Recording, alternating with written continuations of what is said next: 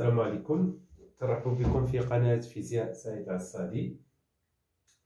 Donc, cette partie, c'est la partie 2 de la chimie concernant les élèves de terminale, c'est-à-dire deuxième année baccalauréat.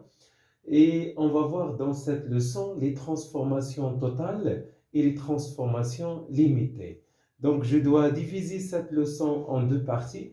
Donc, la première partie, on va parler sur les réactions acido-basiques. Et la deuxième partie, on va voir comment déterminer qu'une transformation, est-ce que c'est une transformation totale ou bien non totale, c'est-à-dire limitée ou bien s'effectue dans les deux sens. Donc, premièrement, on va s'intéresser seulement sur les acides et les bases. Donc, comme vous savez déjà en première année, un acide, selon le savant danois Johannes Brønsted, un acide est une espèce chimique capable de céder un proton H+. C'est-à-dire que un acide peut donner un proton H+. Tandis qu'une base, selon le savant toujours Brønsted, est une espèce chimique capable de capter un proton H+. À titre d'exemple, donc on a l'acide HCl plus H2O. Donc toujours, il y a une réaction entre l'acide et la base. Donc, si celui-là c'est un acide, donc ça joue le rôle d'une base. Donc, prenons un exemple. Donc, HCl plus H2O, ça donne. Donc, cet acide, il va donner H+.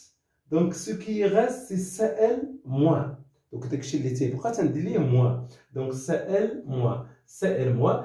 Et ce proton-là va capter par H2O. Donc, il devient H2O, H3+. Donc, on a deux couples acido-base, HCl, Cl-, et le deuxième couple, H3+, H2O.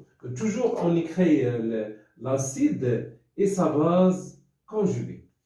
D'autres exemples, NH4 plus H2O. NH4 c'est un acide, donc il va donner H+.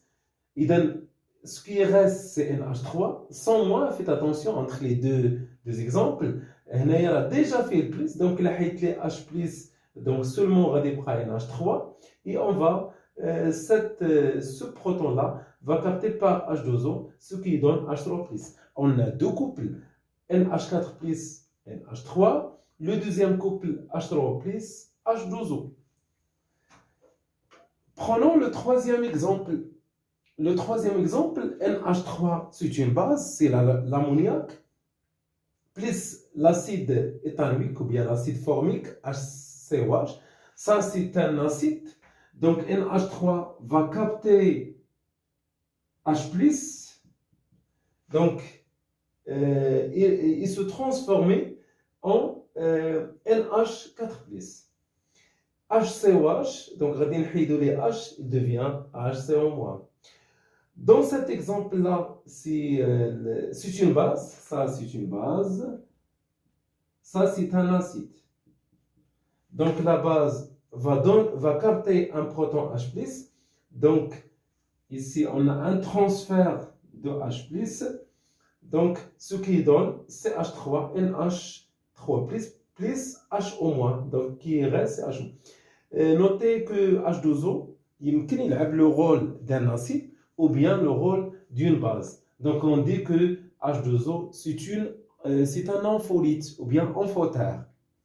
Donc, toujours dans chaque réaction, on a deux couples, l'acide et la base, l'acide et la base. Acide plus base donne un acide plus une base.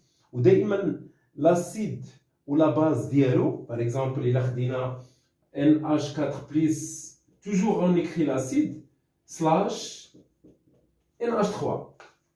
Donc, là, la base, fait l'acide dialogue hydrogène واحد. Donc, ça, c'est un acide et la base conjuguée, c'est NH3.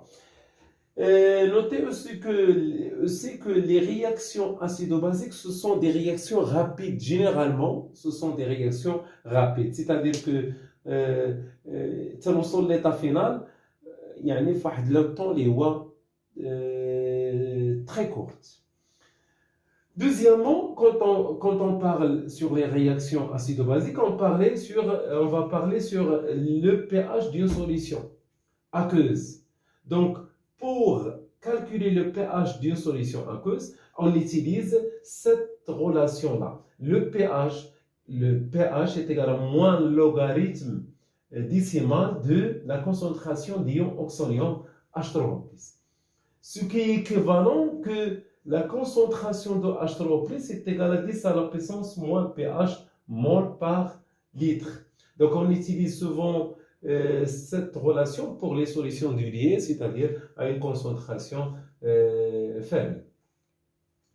Donc, ces deux relations sont équivalentes, c'est-à-dire que la connaissance de la concentration de H3O+ permet de calculer le pH de la solution et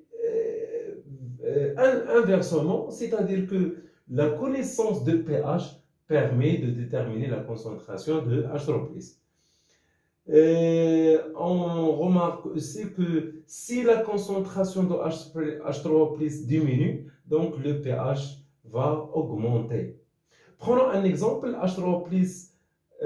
concentration de H3O+ est égale à 10 moins 3 mol par litre. Donc le pH de cette solution, le pH c'est moins log de cette valeur-là, ce qui donne pH est égal à 2,3. Et on utilise la calculatrice déjà تكون فيها logarithme décimal. Donc c'est moins log de la concentration de H3O+. Voilà, merci, salam alaikum.